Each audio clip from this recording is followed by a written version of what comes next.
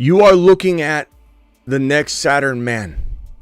Nobody expected this to be coming downstream as the third Saturn man. You thought it was going to be Gibbs. You thought it was going to be Achane. You thought it was going to be somebody you all knew was coming. But no siree. We're here to set the standard. We're here to set the trend. And when everybody comes circling in weeks and weeks from now and says, oh, Jaden Daniels, JD5, is going to go number 1 overall, you know you heard it here first. This man, I believe, will be the number 1 overall pick. This man will see his stock rise faster than anybody you've seen in recent memory. Climb up draft boards and jump right into the top spot. This is the next Lamar Jackson. This is a guy that has an absolute cannon. His touch is to the moon, to Saturn. And I bring you Saturn Man number 3. The Saturn Man. One small step for man, one giant leap for Saturn. Spaceman.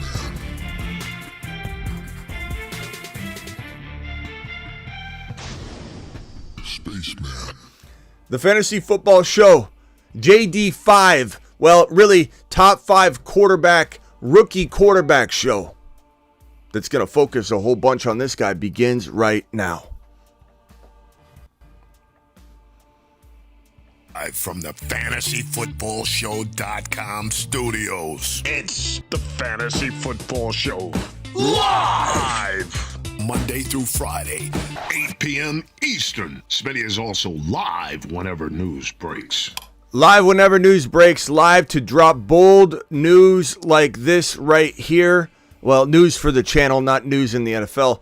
But this is exciting news, ladies and gentlemen. We have our third Saturn man. And while people thought, and I even thought I would bring out a couple of the more regular names, I wanted to get this out as soon as possible.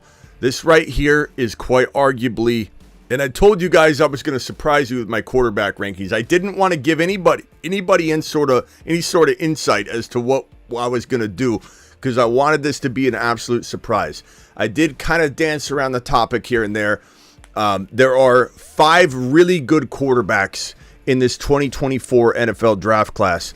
There are 2, maybe 3, maybe 4 potential guys that could be top 7, 8, but landing spots won't allow that to happen. Understand what I'm saying. Don't run with that the way your mind took it. I'm telling you, we won't get that because landing spots won't be ideal for all 3 or 4 of these potential quarterback monsters. This is the best quarterback class we've seen for a long time, and I believe that we have 2, maybe 3 potential Anthony Richardson / Stroud type players talent level wise, but they need the landing spots. Therefore, at the end of the day, I think we get 1 or 2 top 8 quarterbacks really in NFL and fantasy football by the end of 2024. We will see at the end of the 2024 season 2 Stroud / AR5 guys. If we're lucky, at least 1, depending on landing spot. This guy is my number 1 absolute QB monster. Now, number 2's not far off. We're going to talk about him in a second. But number 1 is going to be JD5, Jaden Daniels. Get used to hearing JD5. A lot of people say, who's JD5? It's Jaden Daniels, number 5, just like AR5. AR5 versus JD5.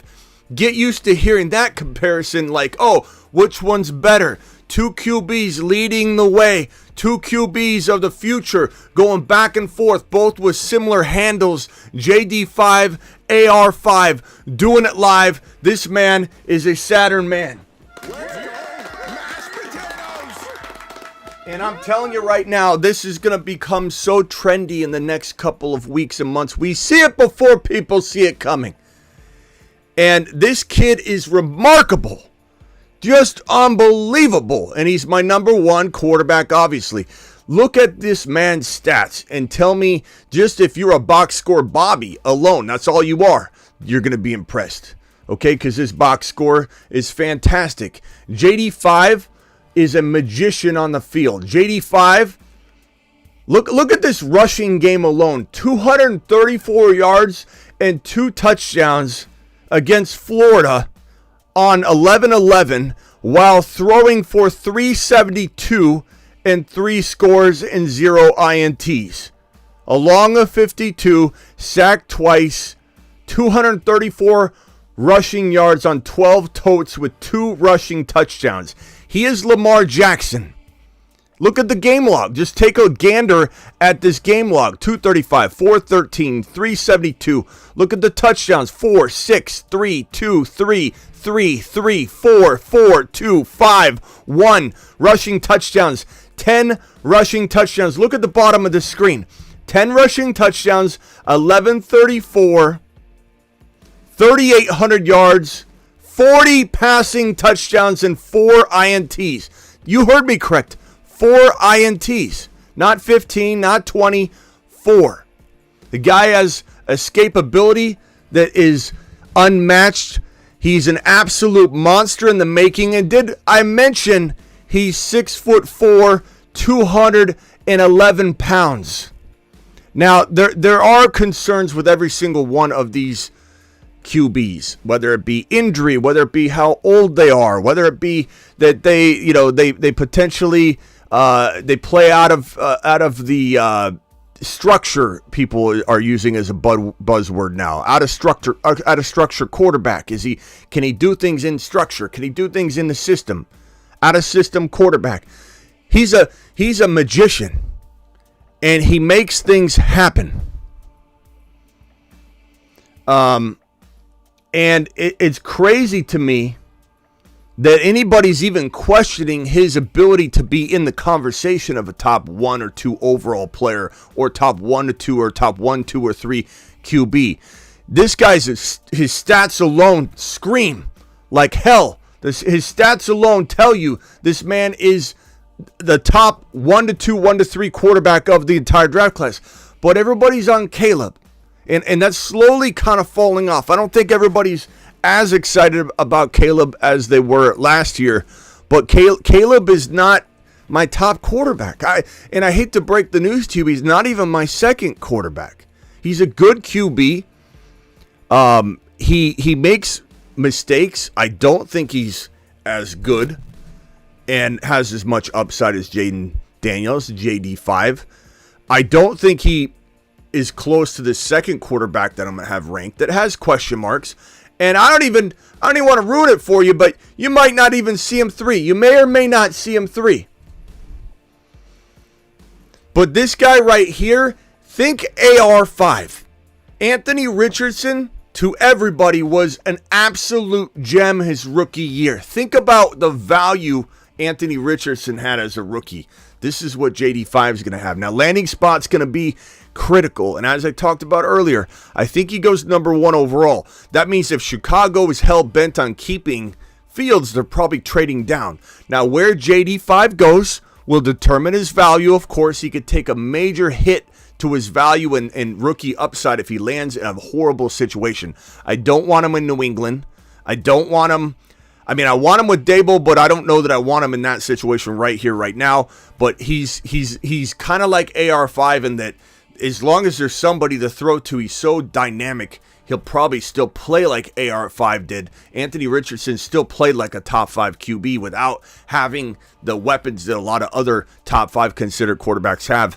The Titans, I don't want them in Tennessee. Atlanta would be unreal. You give them to the Atlanta Falcons. Can you imagine if Atlanta trades up, or if JD5 doesn't have the hype that I think he's going to have?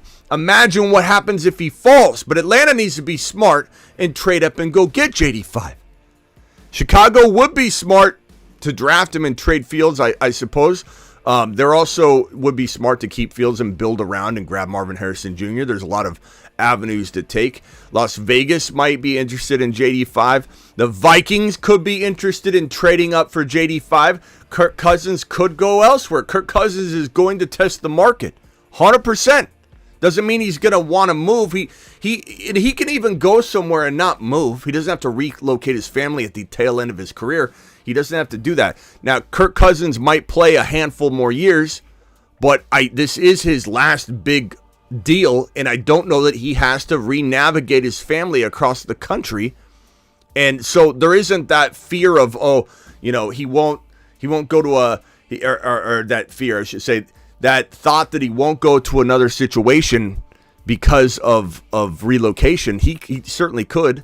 He's looking for a bag. I think this is his last contract. I think this injury is probably going to make him really think about that and about money and about the fact that an injury can take you out at any moment. And coming back from these things is rough. It's going to take a lot out of him. It's curious to know what the Vikings are even thinking. They were constantly, whether it's right or wrong, constantly thinking of moving off of Cousins. JD5 would be fantastic. There's a lot of quarterbacks that could land here.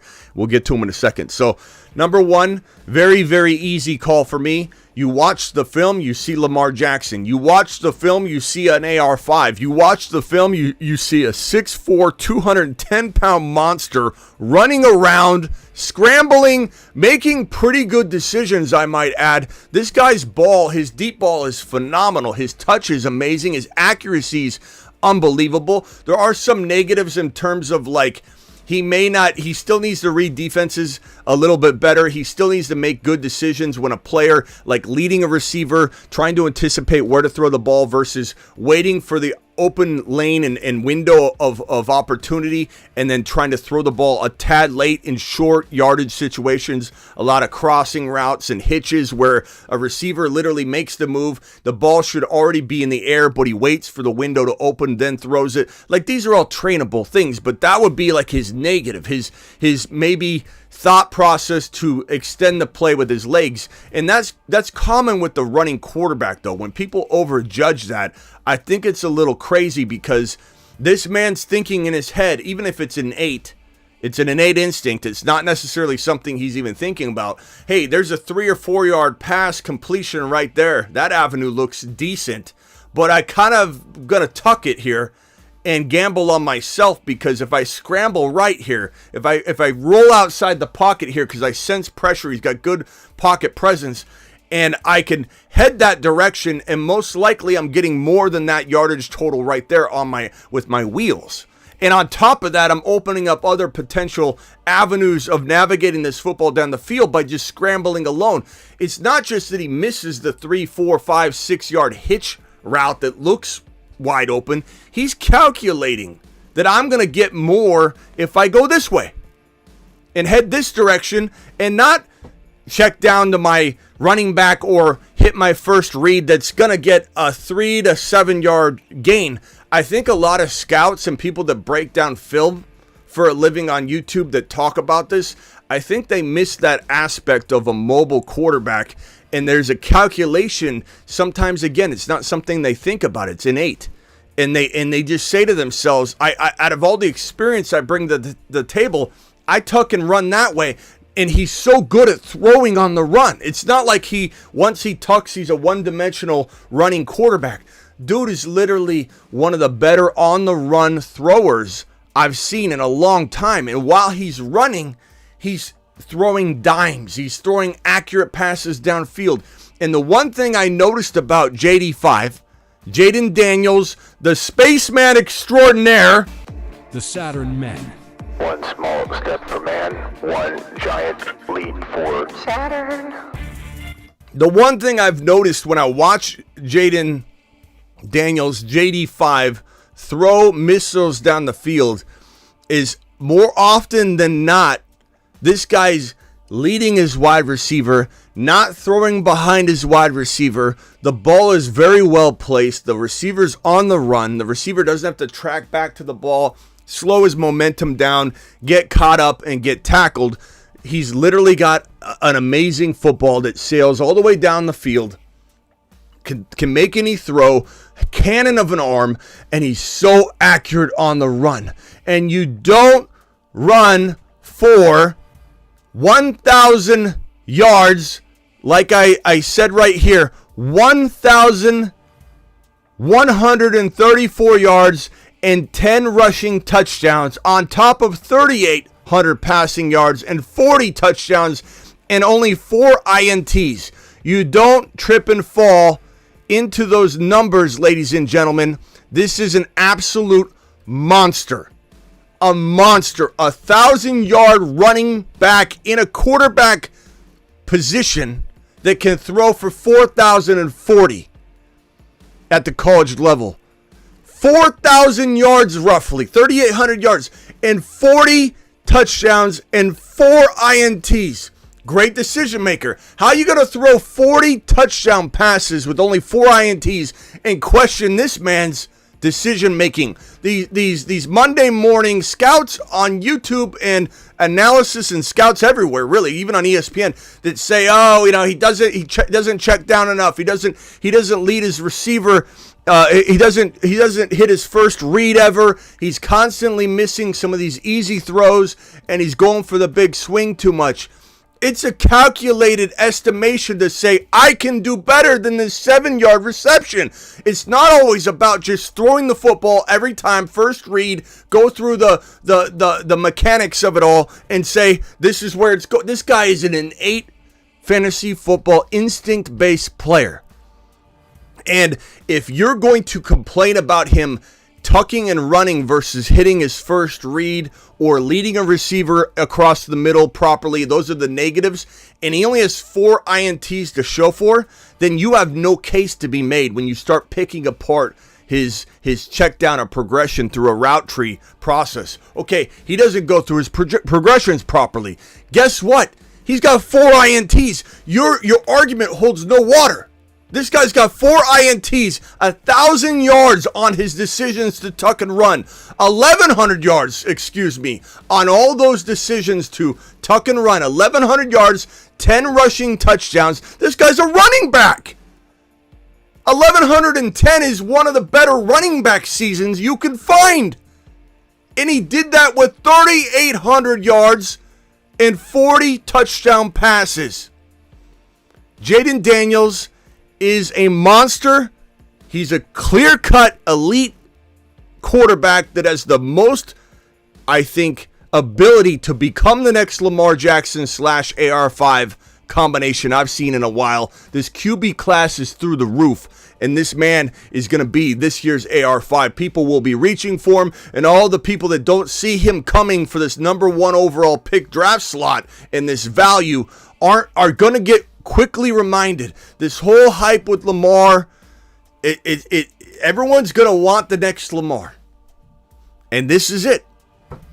It's top of mind right now. Everybody's talking about it. You turn on ESPN, it's like, oh, Lamar Jackson's the best. Guess what? This guy's the next Lamar. And everybody's going to want a piece, and it starts very soon. This guy's currently ranked around this probably 9 to 16 territory. That's not going to fly. He's going 1, 2, or 3 overall. Jaden Reed, JD5 is an absolute monster. He is Saturn Man number 3 extraordinaire. The Saturn Men.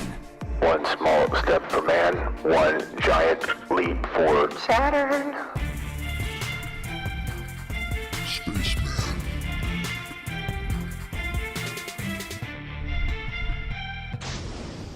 Spaceman. I know a lot of people were expecting Gibbs or Achan, and I'm not saying not to expect those guys, but I wanted a Saturn man that was out there. I wanted, and not just to pick some crazy one. I wanted one that was out there, but one that I truly, in my bones, I feel like this is going to be not only the player that I'm talking about him becoming, but you're going to watch all the hype build, and you're going to know you saw it here. You're going to know we're truly ahead of the curve because his hype train is about to go skyward. Everyone and their mother is going to be talking about this kid as if they came up with it. It's coming. Get ready. It's going to be heavy. It's going to be, people are going to be beating a dead horse on it, but late. They're going to be late to the party. And here it is. Jaden Daniels, number 1. Number 2, this one was tough, I'll be honest, because you've got Caleb, you've got Bo Nix, you've got Drake May, you've got, even McCarthy is in the conversation.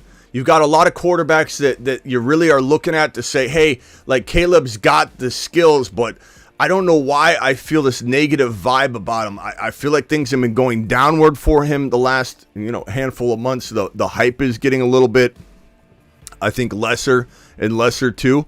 Sometimes you talk about a player for so long, you naturally start overjudging them and you're not fair. But then the numbers aren't that great this year either. So when you look at a player like Jaden Daniels, JD5 has freaking 4,000 passing yards, 40 touchdowns, 1,100 rushing, and 10 touchdowns. His numbers are through the roof. When his film pops and the film says he's the number one quarterback and a running back on top of it, and the numbers match up and the gut instinct matches up, I'm telling you, the hype's going to match very soon.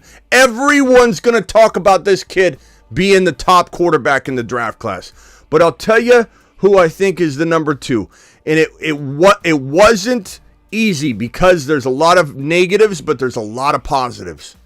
And we're soon going to find out even more because his game here against Michigan is going to absolutely put him on the front stage. But Penix Jr., Michael Penix Jr. is 100% an elite player. No doubt about it. The things that scare everybody, and they should, rightly so, 2 ACL tears, 2 shoulder injuries. But you look at this guy's numbers, and you're like 46, 48, 35 touchdowns, and 9 INTs. That's not bad. 85.76 in the nation in QBR. This is a wonderful quarterback.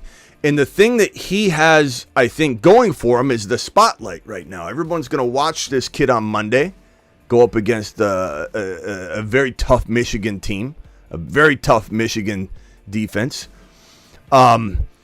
It's the thing about it is the ACL tears, the injuries, they all are very concerning to me for sure. Very concerning. Four, I believe, season-ending injuries. And he's not a young spring chicken. You look at his career stats, and you're like, how long is this guy? This guy's been playing college football since I was in I was in grade school. It seems like you're like, what is this? What is this list? 2023, 2022, 2021, 2020, 2019, 2008. What in the hell is going on here? Some of you were barely born when this kid started playing college football. That's the part that's going to also be concerning. How old he is, how much mileage he's had, all the damage to his body, the scar tissue, the potential, there's a lot of concerns, a lot. But the one takeaway would be, hey, he's coming off back-to-back 4,600-yard passing seasons. The injuries were from 2021 down. So if you are going to judge this man based on injury, it's understandable. But I think it's also important to note the last 2 seasons, he's kind of shaken that free a little bit. And his ability to throw back-to-back 4,600-yard seasons, his ability to have back-to-back 31-plus touchdown passing seasons with under 10 INTs in both of those, and 35 this year, and to be in a spotlight game where we see this man, he's a magnificent player on the run. His football is amazing. He throws a great football. He throws a great deep ball. He's got great touch. He's got great pocket awareness. He's got great accuracy. This is an elite quarterback. It's staying healthy and landing spot. I think if there's talk, I think it was Mel Kiper and ESPN. They were doing a video on this, and they started talking about him in the second round. He's not lasting outside the top 10. Are you out of your mind? Like, what is Mel Kiper doing? Didn't he say something about Bijan going like Bijan obviously didn't get used like we wanted, but he was talking about Bijan being barely like a first rounder at one point during his offseason evaluation, and we knew he was going in the top 10.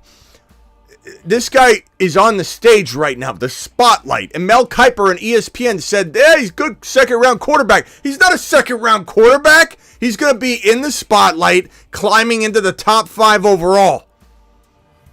And what he does in this next contest is going to be unrivaled in terms of spotlight and presence and getting his name out there. It's like it's the stage of all stages, and Penix is getting one more try to showcase to the entire nation what he's doing. So I get everybody's a little bit worried about the injury. I get everybody is concerned about him staying healthy. But if you do put all that aside and say, hey, for 2 straight years he stayed healthy, and that's why he's like lingering in college, right? I want to prove my worth before I go hit the NFL draft stage and try and say, hey, look at all these injuries and one good year in 2022. He said, let me prove it in 2023, come out, replicate the 2022 season, which he did, and now he's on a big stage, the spotlight game, and he gets to come in and drop loads all over the field. And depending on what he does, he's either top 5 or he's top 10, 15. And as DeBalt says, he wins the Natty. If he gets a national championship, if he's the reason that his team wins against Michigan on Monday in the national championship game, does anybody think he's not going 1, 2, 3, 4, or 5? Like DeBalt just said, it's called the stage of all stages. It's the vaulting of your value of all vaulting of value. This is going to be the moment where he shines. Even if he loses and plays well, he will shine. And if he stays healthy and exits the game healthy, he's got 2 seasons of that. I think you can kind of put to bed the ACL shoulder injuries to a degree, and he goes into a Atlanta Falcons situation to the moon. To the moon in that situation. This guy has the ability, like JD5, like Jaden Daniels, to be a top 6, 7 NFL quarterback, a top 6 to 7 fantasy football quarterback, just to be as good as Stroud or AR5 if both these guys, if they're in the right spot. So Penix Jr. could be top 5, 6, 7. We'll call it top 8.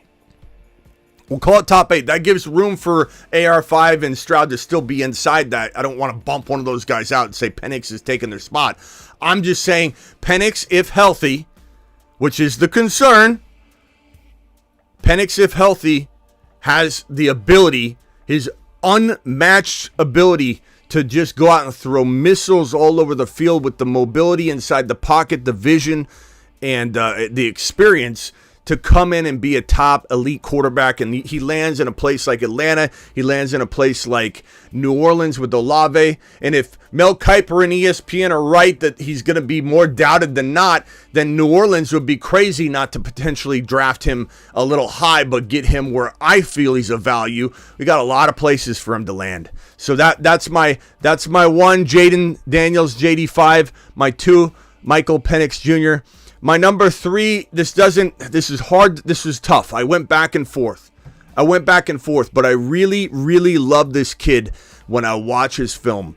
There's so much to like about him. He looks like a maverick out there. He reminds me a lot of like a Brett Favre meets a potential, I don't know, it's so hard to describe what I think of Bo Nix, but Bo Nix is my number 3. Caleb's not even in my top 3. I'm not saying Caleb can't get there. This is not a Caleb Williams is a bust video. In landing spot could turn Caleb Williams if he's 4. We'll see if he's 4, right? If he's 4, could turn Caleb Williams 2. Penix's landing spot could turn him 4. An injury could turn him 4 or 5. JD 5, if Daniels lands somewhere bad, that could turn him 2. If Penix goes somewhere elite, JD 5 goes somewhere horrible, JD 5 could slip to 2 and Penix could go to 1. You know, just like Stroud was handed an amazing situation and Bryce Young not an amazing situation. And on top of that, Stroud developed really, really quickly and really, really well. He landed in a great spot, though. If you take away his spot, we might not see Stroud as the same. Can't separate situation from talent or player. You can't separate situation from talent or player. And Stroud is who he is. We need Daniels, Penix, or Nix to go into a Stroud-like environment and get that kind of support, that coaching, that system, that team build, that franchise that can help build them up and become an elite player. You get Bo Nix in a New Orleans situation throwing to Olave, that's fantastic. You get Bo Nix in Atlanta throwing to London and allowing Bijan to have open rushing lanes, you got to love that. Tennessee, don't like Tennessee. New York, it depends on what they can do at wide receiver. They bring in Higgins, and now Nix has Higgins and Barkley stays. Then all of a sudden it's a different dynamic. Like, Dable is the best player coach, in my opinion, for a quarterback. Dable would be the ideal coach for any one of these guys. But at the end of the day, we got to assume that the Giants don't have all those missing pieces in place if they go after Nix, so it's right now not the best landing spot. Nix is fantastic. 45-08, 45 touchdowns, 3 INTs. This guy's a maverick on the field. I haven't seen a quarterback like Bo Nix since probably, where's my football? Probably since Brett Favre and God, I'm trying to think of a quarterback. Mahomes, in some ways, the way he scrambles around and will just throw the ball with a little sidearm. He'll flip the football out when he's getting tackled. And 3 INTs proves to you he does it in a very, very solid fashion. You don't have 45 touchdowns, 45-08, and only 3 INTs on accident. He's an absolute phenom in the making if he's in the right spot. Now, the thing a lot of people said about him is he couldn't play inside a system. He was very, very wild, a wild man, maverick. And he couldn't play within the confines of a system. It's going to hurt him at the NFL level. So he made it a point to prove to people, I can be a system guy. I'm a maverick. I can improvise. I can do whatever it takes to win and throw a pass. And I'm getting tackled. I'll figure it out. But he played within the system in 2023. He had a marvelous year of 45-08, 45 touchdowns, 3 INTs. The year prior, the man had 3,500 yards and 29 TDs. He's a fantastic player. Look at his interceptions. Not 1 year has he had over 7 INTs. 7 INTs was his highest INT total. Great decision maker, great at impromptu, amazing scrambler. I believe he had a 500-yard rushing season. He doesn't need to run all the time. He's a pocket passing monster. But if he needs to run, he can scramble for 400 or 500 yards on the ground. It reminds me, Josh Allen makes the most sense as a comparable. I'm not comparing size. I'm not necessarily comparing the build of the man. I'm saying his scramble ability, his ability to escape crazy situations, his ability to literally get his arm pulled down and switch to his left hand and throw the ball out, create a extended play. He's a play extending monster. And I really think that Bo Nix has the ability to be the number 1 overall quarterback in this draft class if he fell into the most ideal spot and Penix Jr. and Daniels didn't. Like, this is still not like a tier break necessarily. This quarterback class is that good. I would even leave room for Caleb Williams if he finds the most ideal spot. And Nix, Penix, and Daniels all find bad locations. Then Caleb could be the number 1. That's what's so crazy about this draft class is it's so close. You waver when you're watching film. It's one of those film sessions that I do once in a while. A lot of times with RBs, this happens. You watch film on a player so long, 10, 20, 30 minutes in, you're like, God, I love this kid. He's absolutely my favorite dark horse right now. And then you go to the next player. You spend about 45 minutes watching more. And I've watched these guys all year. But when you rewatch film, it's different. You buckle down, I close the room, I get some pizza. I literally watch for like 5 hours straight of film. And when I'm buckled down and watching, and this happens with running backs a lot, I'm watching these quarterbacks. I leave that session, and I'll take a break after each player, go stretch, whatever. I leave that session going, good God, that's my new favorite quarterback. Like this rookie quarterback class is 4 or 5 potential monsters, not all of which will translate because situation has to be there. But there's 4 or 5 potential monsters in this class that, if given the right landing spot, are going to be very special, and Nix is absolutely one of them. When you watch film on him, you'll see what I mean when I say he's a maverick, he's a Josh Allen. The thing that impresses me the most about his football is they're lasers. They're low passes that don't go above like the goalpost. He'll throw a 40-yard strike that will never exceed the goalpost height, and it'll be just this missile. And that's at the NFL level. He won't be hanging footballs in the air to get intercepted. Hence why he's got 3 INTs. Think about it. This guy's got 3 INTs. Why? Is there some identifiable reason and rationale why? I can tell you there's a lot. Decision making, his ability to extend a play, his ability to find a wide open wide receiver as he's extending a play. But the most important probably reason to identify is that his football does not get caught up in the air. It's a laser, it's a missile, it's a low thrown ball, and he's an absolute monster. Absolute monster. And I like what this kid's got to offer. He's my number 3 QB right now, capable of being 1. Penix is my number 2 QB, capable of being number 1. And JD5 is my number 1 QB, capable of being a top 5 quarterback. And again, just so people understand, not all 3 of these guys will be top 5. It probably 1 will be top 6. It's situations going to be needed to make one of these things happen. Caleb Williams is my number 4. I didn't take this lightly, this decision. I understand where this could go. I understand how good he could be. I understand that, he's coming off a much better year in 2022 than he was in 2023. I understand that needs to be accounted for. Here's 2022 stats down on this. Let me get this out here and navigate this real quickly. Where's this?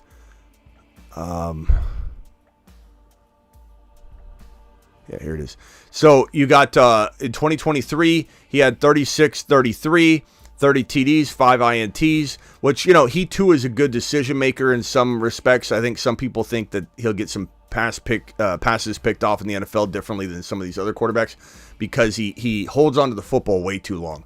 Like Caleb, the difference between Caleb and JD5 will hold onto the football, but he's 10 yards down the field by the time Caleb's even deciding to maybe navigate away from the vicinity of the pocket. Caleb will linger around the pocket, scramble around the pocket, hang out in the pocket, eat lunch in the pocket, maybe check the time, maybe check a few tweets, and then he'll decide to either throw a bomb, which he can throw good footballs, we know that, or scramble outside of the pocket. He hangs onto the ball way too long. And that, in my opinion, when you watch the film on him in 2023, is a big reason why he left with a 36, 33, 30 TD total, and among other things, obviously. But this guy just, he didn't have the year that you wanted him to have. It definitely felt like Caleb Williams was falling off a little bit this year in terms of the hype. Doesn't mean he's not a good QB. Doesn't mean in the right spot he can't absolutely revitalize his top 1 QB status. Him landing in the best spot. Let's say he goes to Atlanta. Let's say he goes to, I don't know. There's other situations like Seattle. If he goes to Seattle trades up and they get Caleb Williams at 2 or 1 overall. It could be a really, really, really good place for Caleb to land. Like, landing spot could turn Caleb into the number 1 quarterback in this draft class. No doubt about it. That's how good this class is. Again, I know this sounds like I just like everybody, but I made it abundantly clear who I like the most. The Saturn Men. One small step for man, one giant leap for Saturn. And don't put it past me to drop at least one of these guys on one of the other lists, the Moon Man list most likely, because the Mars Man's a little bit more of a proven list. But don't be surprised if one of these guys, probably Penix, I would imagine, but Nixon, if the hype starts to build and we start feeling like Nix is going to find a home, amazing home. And ESPN also said, Mel Kiper said Penix Jr. and Nix were probably second-round picks. You got to be out of your mind. You got to be out of your mind.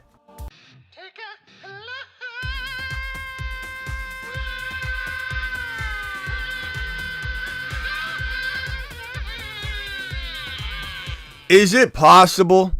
I will be shocked and I will be very disappointed. I'll also be very excited for whatever team finds Nix or Penix Jr. if they were to fall. But give me a break. Penix Jr. going into the natty game here. How is he going to fall? He's not going outside the top 10. Mel Kiper's off his rocker. But Caleb Williams, a lot to like, a lot to worry about, a lot of hype. A lot of people think they just don't like him. He's not the most likable guy for a bunch of different reasons. He's just not a very likable guy. A lot of people like to hate him. That can influence you a little bit. But to me, Daniels, Penix, and Nix are the clear top 3. There's probably not a tier break here because situation could make him better than every one of these guys, and situation can make all these guys fall. But it's almost a tier break. And I don't know that I like this next guy as much. Drake May seems to be a fast climber to a lot of people. He looks like Zach Wilson's kid, which I never thought that we'd see another player come into the NFL that looked like he was literally coming out of Pop Warner. But Drake May is not a player that I'm as excited about as a lot of people. In fact, I think McCarthy could actually pass him. We'll find out in this national championship game. But 36.08, 24 TDs, 9 INTs. People are mesmerized by him.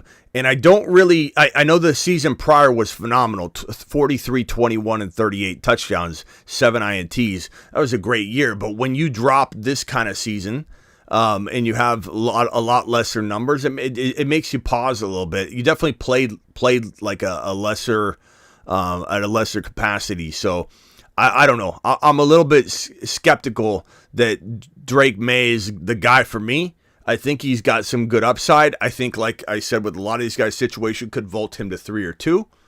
And situation could vault a lot of these guys down. So I have him on this list, and I do believe he's a good prospect. But when compared to these other guys, I just don't feel it yet. Now, I reserve the right, as I always do, to change my mind. Because guess what? We adjust and adapt. And it takes a man to admit when he feels that he doesn't really feel the same way anymore about a player or projection he had. This is not something to be ashamed about. This is something that evolves. And let me also remind a lot of you that Tom Brady, and I'm not saying anyone on here is Tom Brady like, I'm merely reminding people of the humbling experience of whenever someone thinks they know something, that you throw Tom Brady in their face and they shut up real quickly. Tom Brady running his 40-yard dash, not a single one of you or me thought that guy was going to be the next GOAT. Nobody did. Not to mention, this guy's Michigan stats, Tom Brady, were not all that impressive.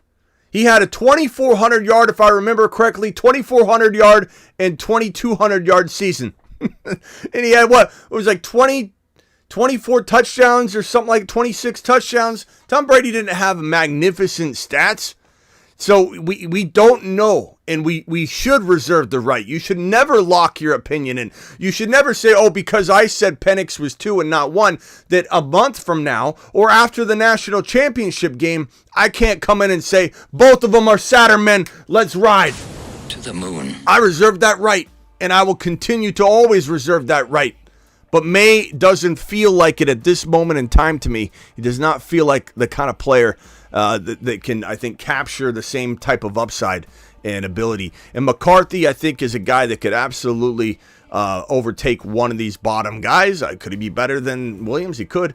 We'll find out. National championship game upcoming. And I think him being in the spotlight will certainly have people talking about him, and he could certainly climb up into like the QB 3 or 4 ranking spot. But those are my top 5, top 6 rookie quarterback rankings. I'm glad I did it in a live stream. I'm glad I did it in Saturn Man fashion. And one more time, ladies and gentlemen, my third Saturn Man for 2024 is JD5, Jaden Daniels, rookie quarterback. Let's ride.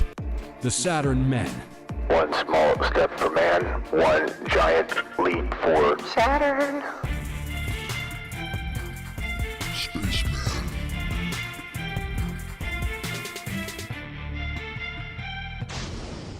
Spaceman. Appreciate everybody filing on in and being here. Everybody that super chatted, appreciate you. Let me go through these super chats real quick. and hit these real fast. Chris with the first super chat of the evening. 2024, here we come to the moon. Thank you, Chris from Vegas. You get a standing ovation for being the first super chatter of the evening, young man. Appreciate you. Thank you, Chris. Perps with the $20 hauler. Perps, appreciate you, my guy. Perps says, rookie. I don't know what that means. Did I spell something wrong somewhere? I don't know if I did. I don't know if that means that I spelled something wrong. But anyway, rookie, appreciate you. Perps to the moon. Maybe you can clarify what that means. Deckard, appreciate you. I know it's early. What rounds are you taking? Are you thinking for JD5 in fantasy redraft? I have no clue, bro. I mean, I don't even want to start speculating that because I feel like we could start putting some crazy ADP value on them. I don't want to go there. I would say like where AR5 started to go in drafts, I think we'll start seeing JD5 go there in like June, July. You know what I mean? But like right now, not at all. Thinking anybody's even thinking about him like we are. We're going to be first on this. The way we're thinking about him, the level of value he has, and not everybody here is going to agree, but that's fine. The next dual threat says Hob G. Definitely $20 hauler Hob G. Oh, I'm sorry, $20 hauler for Perps. Alert. Super chat alert.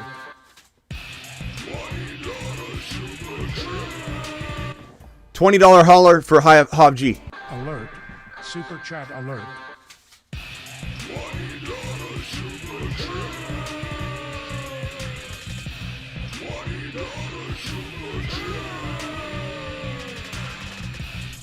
Alert. Super chat alert. Appreciate you, Hob G, for dropping the 20 watt on screen. The next dual threat he says about JD5. Couldn't agree more. The next Lamar Jackson, no doubt about it. This one right here is from Bleed Green. $5 hauler says, would you take Tank Dell, Keaton Mitchell, and a Conquo for the 1.2 2024 rookie pick in a 1 QB? I'd probably rather have the 1.2 in a rookie. Doesn't mean I don't love Tank Dell, bro. I just think that, you've got to package Tank Dell into the right value range, or you end up doing yourself a disservice. Ron Navy with a $20 hauler.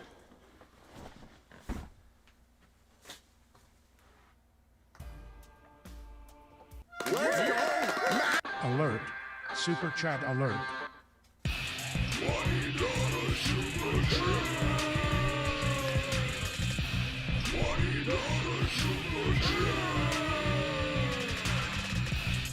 Alert. Super. Ron Navy with a $20 hauler. Appreciate you. We know the real reason JD5 is a Saturn man. It's the LSU pedigree bias. Burrow, Chase, now JD5, JK Smitty. But it's funny. I know you're just joking, but it's, I don't have ties. I know you're just joking, but I just want everybody to know I don't have ties to a certain system. A lot of people, I've been one that said like Ohio State quarterbacks that I don't care. Like if an Ohio State quarterback looks amazing, I'm going to love an Ohio State quarterback, and I've always been somebody that's been an advocate of you got to judge every single book by its own cover. And, this is a system that produces amazing wide receivers. It's a system that, sometimes people, I think, overestimate what the quarterback is going to do at the next level. But again, with Burrow, with other quarterbacks, if you see it, you see it. And JD5, I 100% feel is going to be elite. But I know you're joking, but I just want to clarify on that for people that wonder about some sort of, LSU tie. I have zero. In best ball on underdog, JD5 drafted next year. In best ball on underdog, promo code Smitty, by the way, guys. I'm going to drop the link in the description right now. Hit that link right now on Underdog Fantasy, promo code Smitty. Let me see if I can drop that link. I got to copy it real quickly. Underdog Fantasy, play right now. I'll pin it in 1 second. But the question is, in best ball on underdog, JD5 drafted next year. I like I said, I think he's going to probably go where AR5 went when we get to about June. So Depends where he goes. Let's say he goes to Atlanta as just a landing spot, and he's a starting quarterback in Atlanta, or he goes to Seattle. Then I think people are drafting him in the 5th, 6th, 7th round. I think he's going to have that AR5 Anthony Richardson value. Perps with a $20 hauler. Glad you did it on the main fantasy football channel, or are you trying to trick everyone on the Dynasty channel? No, when I go live on the Dynasty channel, I oftentimes will forget to switch over. I've been good lately, but every once in a while I forget to switch over, and I end up going live on the Dynasty channel the next time I go live, and I have to end up switching real quick, but that's okay. It's no big deal. I have to delete that video so people don't go and watch that minute of me saying, "Whoops, wrong channel." In fact, I will delete it right this second so that it's off of there. Boom, gone. But yeah, I oftentimes forget I'm on the Dynasty channel, and I'll go live on there, and people are like, "Dude, you're on the Dynasty channel." I got to end it and go live. That's what happened earlier before this show. Appreciate you, bro. To the moon again, $20 hauler. Alert. Super chat alert. And then another $20 hauler. Alert. Super chat alert.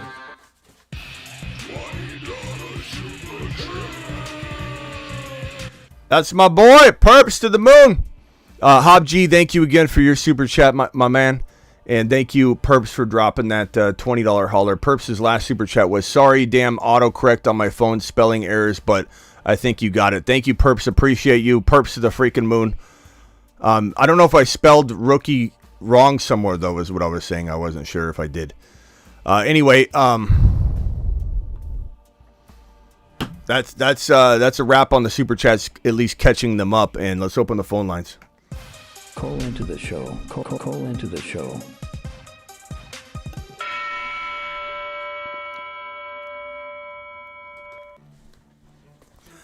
Let's see what you guys think about this man, JD5. I'm curious to know if everybody's hyped about him. I'm curious to know how many people even knew much about him at all. And you can dial into the phone line and let me know your thoughts. Phone lines are open. Ron Davey, you're live. What's up, Smitty? What's up? Yeah, I think you're spot on with Daniels, JD5. I think consensus is that's what it'll be. I just have a problem with, I'm thinking about it from not JD5, I'm talking about Penix. When the teams, they put a lot of emphasis on injuries and stuff, so are they really going to spend a first-round pick on somebody that's had that amount of injuries and that's an older player for the future? I mean, I don't know. I could easily see him dropping down into round 2. Let me ask you a question, though. If he wins a national championship, you really, really believe that's going to be the case, though, Ron? If he did, I think Michigan. But I'm just saying, if he did. No, if it's did. different. College is different. I mean, obviously, college is different. It's just, and then after everybody looks at, certain players, they get I know, but drafted let and they're me great in okay. So college. let me paint a picture, a couple different pictures for you. If everybody can mute that's on the phone line, please, unless I'm talking to you, that way I can I'll get to you in a second. So if Michael Penix Jr., let me just paint a couple different pictures to you. He goes out and wins the national championship on Monday. Where does he get taken on draft day? Because I think that you're not wrong that teams are worried, but all it takes is one dancing partner. And if this man wins a national championship and has 2 years of really no major injuries, I don't think it's affecting him one single bit. If he craps the bed or gets hurt in the game or something, then it might potentially have him fall. But there's no way in my mind this guy's not going in the top 5 overall if he wins a national championship on Monday. There's just no way. Well, I guess I'm going to disagree with you on that one because, I mean, the way that they've been doing, I mean, with the medical stuff, I just don't see him putting the capital in somebody that's been injured so much. And I'm not doubting his talent. He's great talent. He's got great talent. But you're talking about longevity, and especially after a year where quarterbacks have been going down left and right, and backups have been used. You bring in somebody with that amount of injuries, and that's a red flag already. And we're not going to. I'm just saying what they're probably thinking about most clubs is we're not going to put that capital into our first round pick. I think there will be a couple teams that feel that way, but I think there's no way this guy. Okay, we'll just even say top 10. There's no way he drops out of the top 10 in my eyes if he wins a national championship, because the hype is really crazy on him right now. And if he wins a national championship, he's in the spotlight. I think I'd very much feel like there's a shot of what you're saying to come true if he wasn't able to be in the spotlight on Monday night. Like, and his season ended kind of like Bo Nix's season is gone and ended, and you got to judge him off the. Like, I could see that. I could see people going, I don't know. I'm not sure how I feel about him. But given that the spotlight's on him, I don't see how there. Because again, Ron, you're not wrong in my opinion that teams are going to view it that way, but not 32 teams, not even close to 32 teams. So even if there are 5 or 6 teams that are QB needy, and they're like, look, what are we going to do? We can't complain about. We got to go take what we can get, and maybe they want to draft one of the other quarterbacks, and maybe that has him fall. But if he wins a national championship game, everyone and their mother's going to be looking at this kid different. Everybody's going to be scared to not get him. And, he just went out and won a national championship. And I'm not saying that Michigan's going to lose. I'm just saying in that scenario, I just can't see there not be 2, 3, 4 teams in that top 10 that aren't like, screw this. Penix Jr. is a freaking monster. He hasn't been injured for 2 years, really. He had four major season-ending injuries. No one's dancing around that. I even focused on it a ton, but I just think that you come out of this. He had 2 ACLs. He's had 2 shoulder injuries. It's not been pretty, but he comes out in 2023 and in 2022, back-to-back years with 4,600 yards and 31 plus touchdowns. No double-digit INT seasons to his name. Guy's played forever, which is a little concerning. He's older and all that, but I just, like I said, national championship spotlight. He's going to the top 10 if that happens. Even if he loses, let's say, but it's a very hard fought game, I still think he's in the top 10, top 12 overall. But we'll see. We'll see. I know you're worried about him. I'm worried about him, but I'm not. Yeah. On what these teams are doing as far as that, I know fantasy-wise. I mean, yeah, you can't deny the guy's talent. The guy's got terrific talent, but just my gut tells me that he's not going to go that high. That's all. I think if it was me, and some of this is based on my opinion, and that's why sometimes the NFL draft stuff when we start saying, oh, who's going to go where. I mean, we got a lot of stuff right last year in terms of like Bijan would go in the top 10. Everybody said he wouldn't. He did. Gibbs would go high. He went. He did. Hendon Hooker we thought would go higher. He didn't. There were some players that didn't. But a lot of this is using our own logic, and I don't ever try and necessarily fully predict where I think they're going to go. I will have those conversations, obviously, but a lot of times, I feel like my job is to try and like highlight where I think these would be the best fits, and then we have conversations around that say, well, but will they do it? Probably not. So for me, if it was me, I would take Penix Jr. in the top 5 without hesitation, even right now. But I realize a lot of teams will be worried about it, like I said. But I don't think it's gonna be a problem if they win a national championship. Now, will they?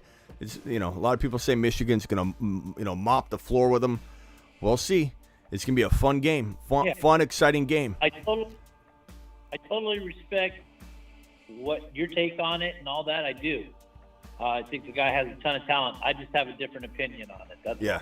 All right, let's head over to Perps. Perps, you're live. What do you got to say on this? Well, first, I was just joking with you, calling you a rookie for going on the Dynasty channel first. Oh, that's what you meant by rookie. I was trying to gather, because yesterday I spelled Hopkins wrong, and so I thought when you were saying rookie, and I'm like, where did I spell rookie wrong or something? So my bad. But yeah, no, I have a total rookie mistake. I make that rookie mistake like once every couple weeks. I don't know why I do that. I got a process in place to help eliminate me doing that. Right when I end a live stream, I do a couple things. I delete this and reopen this, and it sets me up properly. But then I forget, and then boom, I'm live on the Dynasty channel. Hey, welcome to the Fantasy Football and everyone's like, you're on the Dynasty channel, and I notice there's only 30 people in the room, and I'm like, oh wow. But anyway, hey, what do you think about JD5? Do you know much about him before the show? If you didn't, that's okay too. And do you have a particular favorite of these rookie QBs? No, I've just been doing the, fantasy stuff for the last couple of years and just straight redraft. So joining the Dynasty channel, listening yesterday, a lot of that is foreign and how you develop a team, and then same thing with this. I don't follow a lot of college. My free time is the NFL, and outside of that, there's not much. So it's all news to me. All right, well, buckle up. You're going to learn a lot. All right, Perps, if you got a question about these QBs, chime in. And if you got anything else, chime in. Sebastian, you're live. I got, if you guys mute real quick, Ron and Perps. And again, anytime you got something to say, just let me know. Sebastian, you're live. What do you got to say about these quarterbacks? Who's your top quarterback? The one that you just named, that was like AR5, that JD5. That you talking about. Yeah, JD5. Sorry, I don't watch college ball. Yeah, I was actually gonna ask a question about. Yeah, go ahead. What do you got? Quarterback. All right, Caleb Williams. I've never seen his film, but what I've heard for like the last 2 years is like he's a number one. He's a number one. He's a number one. And I saw that he was a number 4 on your list, which is understandable. From a real life perspective, is he still a top 3 pick? Yeah, I think that kind of to what the inverse of what Ron was saying. I don't think he's my top 5, but what do we think that the teams are going to do? What do the teams think? And the teams seem to be in love with him. But I don't know. I mean, we don't really know what draft rooms are thinking right now. And a lot can happen between now and draft day. Combine, workouts, if they even show up to the combine. If JD5 goes out and runs a 4.3 flat 40, then he's the number 1 overall pick, If JD5 goes out there and has that and amongst other things, he solidifies it even more.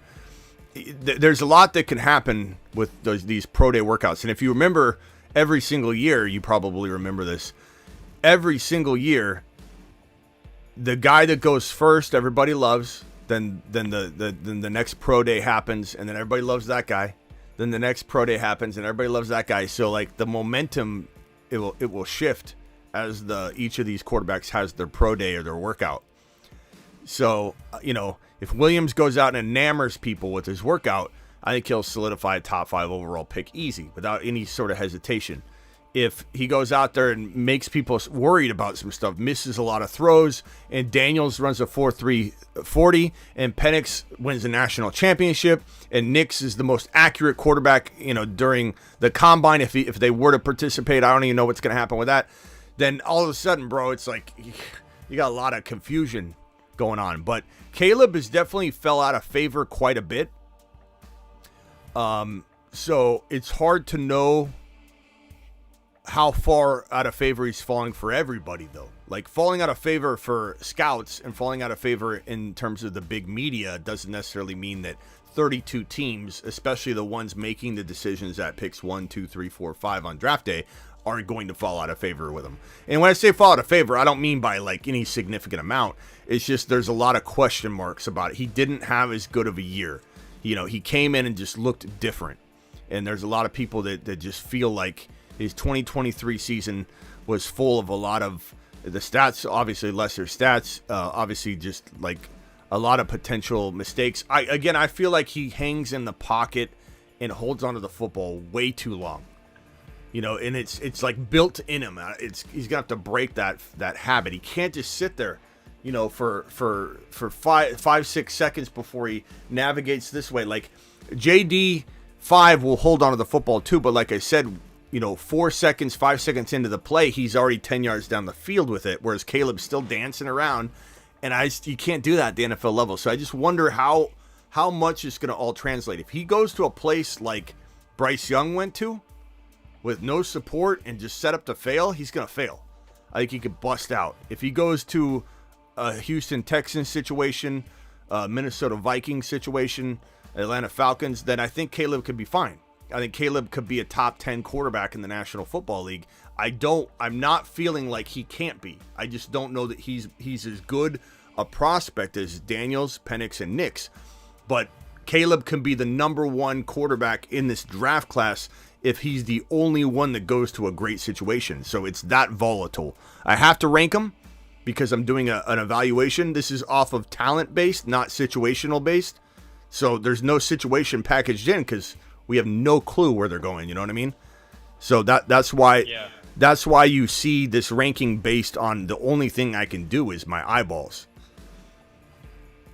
So I was going to ask, with all this media stuff going around, do you think they're going to be right about him tanking his draft stock on purpose to get out of that top 3 selection that he probably doesn't want in that situation? No, I don't think that's real. That's ridiculous. I think that's ridiculous. Number one, you know when someone tanks in fantasy to get a different seed, it always backfires. You have no idea. What if the team that wants you would have traded to the number 1 overall pick? You know what I mean? You get paid more. You get paid more. There's no rationale. Not to mention, if you refuse to play for a team and you let them know that maybe they trade down and they don't draft you. There's ways around that. But yeah. Isn't that what Eli Manning did? Yeah. I mean, it's not a good look. All right, hey, hang tight, Sebastian. Scott, Tyler, you're live. If everybody can mute real quick, appreciate you. Hey, how you doing? What's up, Scott? What can I do for you, pal? Well, hang on a minute, man. I got our team I want to talk to you about. All right, hit me with it. This Team Smitty. Hang on, let me be sure I got the right team. All right, is this a week 18 question? It's okay if it is, but I can't stand it. Yeah, it is. God, why you guys play week 18? I know, but okay, it's a league I've been playing for a long time. All right. Well, tell them to change it, though. Quarterback. Okay. Yeah, hit me with it. Quarterback. Kyler Murray, Stroud, or Justin Fields? I don't know. I got Fields in right now. Yeah, it's so hard to know, man. Stroud, Fields, and Kyler. Yeah. Ron, what's your feel on Stroud this week versus Fields this week? Oh. Stroud, they're playing the Colts. Colts got a tough defense, but I don't know. I almost go with Fields. Fields runs the ball better. I think they're playing Green Bay, aren't they? Yep. Isn't Chicago playing Green Bay? Yeah, Green Bay's you can run on Green Bay. I kind of like Fields better. You know what I'm also thinking too is that if Fields is impressive on the way out the door, it's gonna make it a much more complicated and uncomfortable situation for Chicago to be in, and I just picture that happening. He's trying to make sure he elevates his stock for a lot of reasons, whether it's to stay, whether it's to be traded. So I probably do lean Fields slightly, but Stroud, I do like Stroud a lot. I just think Stroud, he's coming into his zone, and he doesn't have his number 1 wide receiver, or you could say his 1A or 1B, whatever you want to rank Collins and Tank yourself personally. But I just feel like, man, I just feel like Fields has probably got a touch more ability to hit that home run. It's almost it's use your gut type of toss up. Almost, it's almost a toss up. Use your gut. What does your gut tell you? Yeah. My gut's telling me Fields. That's the reason I got him in. Well, you got 3. Actually, I dropped the other 2. No, I dropped them. I don't need him. All right, It's my last week, so I don't you need got one quarterback. you got 3 Fields votes between all of us. I don't know what the echo is. I don't know if you got me on speaker or whatever, but it's echoing pretty bad. All right, hit me with the rest of your team real quick, bro, as fast as you can. I don't want to linger too much on week 18 because we're doing rookie content, but I got you. But we got to go quick. All right. Shoot. All right, hey Scott, I'll come back to you. Bijan. Okay, go ahead. Bijan. Uh-huh. Bijan, Gibbs, CeeDee Lamb. I'm having a problem with this Rashid Shaheed, and he's the only thing I could really pick up because I had Pakua in there.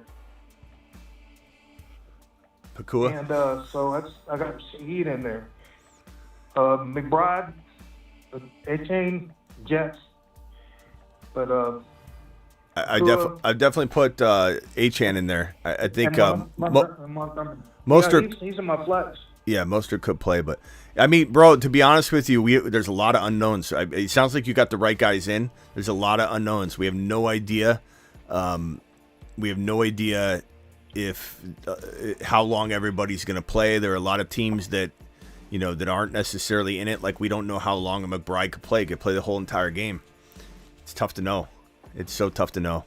A lot of guys playing for incentives. Yeah. If you need any incentive guys, here's a list of incentive players if they're available. Devin Singletary's playing for a big incentive, 165 yards. He gets 125K. Odell Beckham Jr.'s got incentives through the wazoo.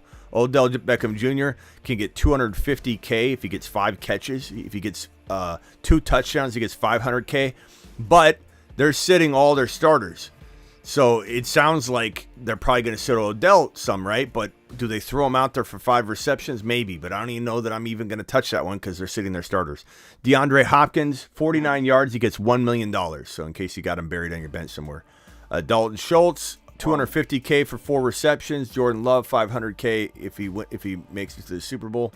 If he makes the playoffs. And Geno Smith gets $2 million if Seattle makes it to the playoffs. So those are the incentives in case any of those help you. But I mean, it sounds like you got the right guys in as far as I can tell from what you read off. It's just there's no, start your studs. Don't get too crazy. Yeah, that's what I'm doing. And just that's what I'm doing. Hope that the fantasy gods bless you with a good play. Let me see. CeeDee Lamb.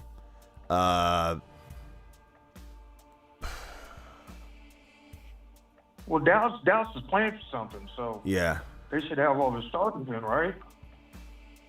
Yeah, you shouldn't have. I'm just looking at all your other positions. I don't know. Yeah, I think I'd go with that. And Bijan, I don't know what to say on Bijan, man. Bijan or Montgomery. I heard what you said earlier. About saying Gibbs and Montgomery, and I kind of agree with that. Well, I mean, I don't know if you've seen what I said this week about him. What I said this week was we don't even know, like, what you hear different things about how much Gibbs and Monty would be used depending on how the games go throughout that course of the morning games. Well, Detroit, their coach said he's starting his starters. Starting them. So he's playing his starters. Starting them. He's playing his starters. Yeah, but you don't know. You don't really know how that's going to shake out. Let's see. I guess I go Bijan. Yeah, if the Falcons are going to start their backups, then they're going to put Bijan in. He's going to get a lot of scrap work. Yeah, that'd be all right. I don't know. Let him have real quickly. Let him have a day, wouldn't it? Yeah, real quickly. I'll let Ron answer this, then I got to move on. Ron, are you going Bijan or Monty? Monty or Bijan, Ron? I'm going Monte because Arthur Smith, you can't trust him, and you'll probably sit Bijan, and when asked about it, he'll say, I didn't want him to get hurt. Yeah. I kind of agree with Ron. For safety, Monty. For upside, go Bijan. But I kind of feel like I think Bijan is going to be a total disappointment for the entirety of the year. I think like counting on him at the end is just going to be another one of those. Damn it, So go Monty for safety, I think. But hopefully Bijan proves us all proud next year, and Arthur Smith gets fired. All we can pray for is that Arthur Smith looks like a fool in Week 18, and they're like, this is it. It's done. He's done. He's out. He's gone. All right, Scott. Appreciate. Monty and Gibbs. So do Monty and Gibbs? Well, you're not. I wouldn't say Gibbs if you're going to start. If you're going to start the Detroit players as if they're going to play the whole game. Tough to say. Scott. Again, there's no answers, bro. There's literally like you. Well, is Atlanta playing for anything? Or they said they're sitting their starters. No, I'm just saying. They're done. I'm just saying that if Bijan were to be the backup, it was a joke. It was a joke. Oh, well, is Atlanta playing for anything? No. Are they playing to make the playoffs? No. They're Atlanta's. Let's see here. I'll give you the breakdown here. Hold on a second. Atlanta has like they're not technically eliminated, but what's that percentage chance of them making it? Chance Falcons make playoffs. It's like they're not technically eliminated. It's like under 10%, I think. It's like a lot of crap has to happen. So New Orleans would have to, Tampa would have to lose. Yeah. All right, hey, Scotty, I got to move on to another question. Right. Appreciate you, bro. Good luck in Week 18. Thanks, pal. The Redwood. Yep, you too. The Redwood. What quarterback? Hey, what's up? What quarterback is on your list here as your top rookie QB, pal? I feel like it's going to be a really good year for quarterbacks, but I mean, I do like Daniels a lot. I think that he has a lot of things going for him. Williams, I'm high on Williams too. I kind of wanted to ask you why you were kind of lower on him because I didn't see the whole show. Yeah, I mean, I want to go over it again because this will be the third time. But go rewatch it. Go rewatch it on the Caleb side. But just that he had regression. You know, even if you just watched him, it was some regression. Do you feel like a lot of that has to do with like some of the talent in USC on the offensive side? Sure. Yeah. And his O-line, their O-line wasn't that great either, was it? There's a lot of problems. I mean, there's definitely a lot of problems. Like a lot of people made like sly comments, in the past about like he had to extend every play because if they punted, they lose the game. Like they literally had to score a touchdown every time they had it. So, but guess what's going to happen, bro? He's most likely not going to the perfect situation in the NFL. And so, he's going to have to do what he's doing. Like, what do we know about Caleb? How is Caleb able to do what he's doing in a semi-bad situation in times? Scramble, run around forever, throw a ball after like 10 seconds into a play.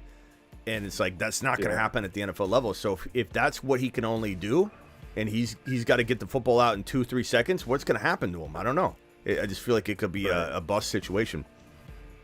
So I'm a Redskins fan, and I feel like there's a good chance they might end up taking him, especially like if the Bears for sure. Fields. But and the thing is, like Sam Howell, I thought he was going to be good, and he kind of had because our O-line hasn't been great, and I feel like that might be an issue too if we end up taking Caleb. It's not the worst scenario though. Like it's not the best landing spot, but it's not horrible. He's got three good receivers really. Dotson still got upside. Two high second round picks too that we can address. So I'm hoping to do that, but not I kind of do. I'm kind of back and forth whether I kind of want them to. I kind of do think they should take Daniels, and they've been talking about trying to like mirror the Ravens organization. And if they do, I think there's a good chance they might actually take Daniels. If they do, would that lower like your ranking for him up for fantasy next year, or would it stay the same?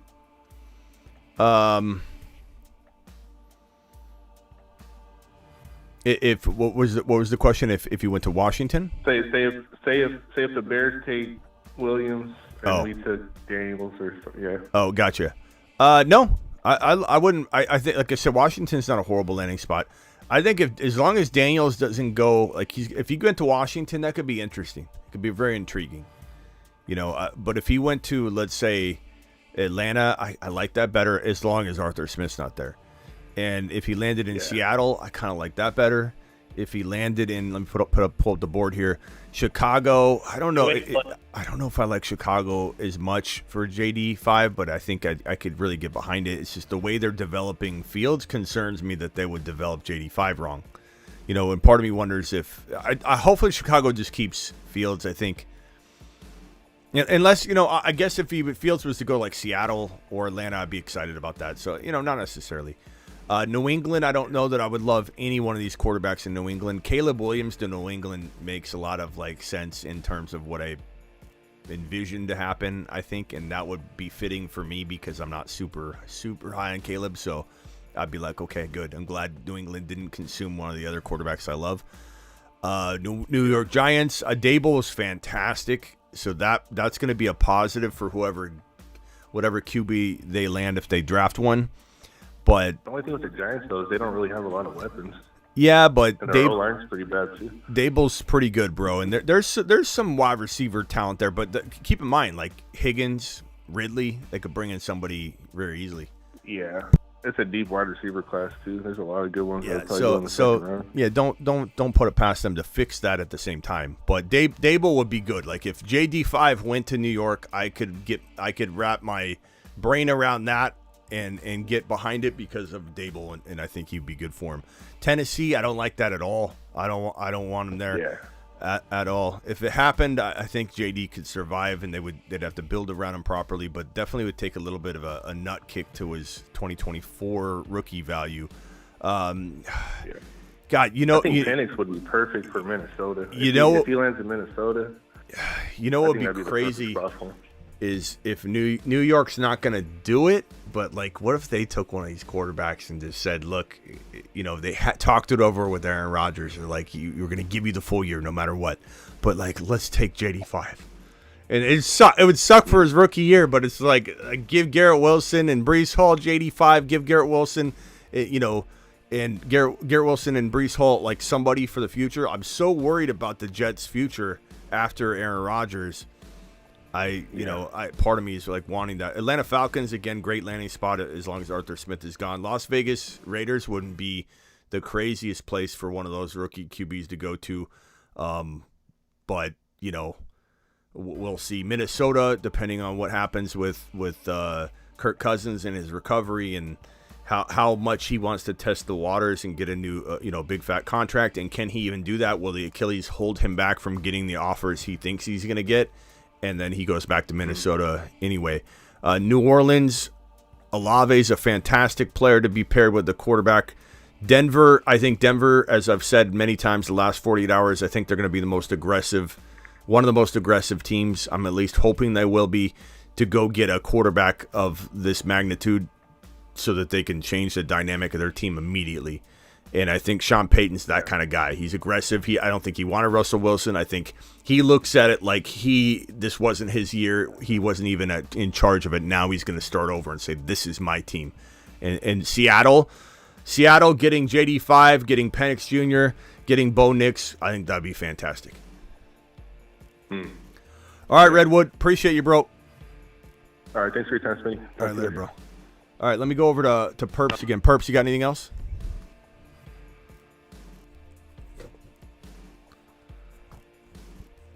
Sebastian, you got anything else?